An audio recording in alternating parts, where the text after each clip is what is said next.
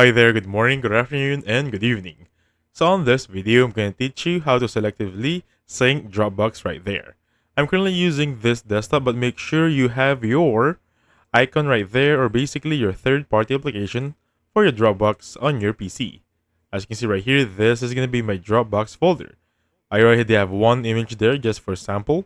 As you can see right here, this is going to be a video. So how does it work? Make sure you're logged in on your website and basically open up this right here and look for the Dropbox icon. Right click on it and go to your profile. And right here, go to preferences, look for the one that says sync. As you can see right there we have it, selective sync. Select folders, and basically for this one, as you can see, there is no folders yet on your Dropbox. Just make sure you have your folders right there, click on them, and then basically everything inside your Dropbox is going to be synced. May it be in the browser, and may it be on your desktop application. It's going to be easy as that. Again, just want to do it again. Right click, go to your name, preferences, go to sync, and there we have it, selective sync. And you'll be good to go. Alright? So thank you so much for watching. I'll catch you guys on the next one. Goodbye for now.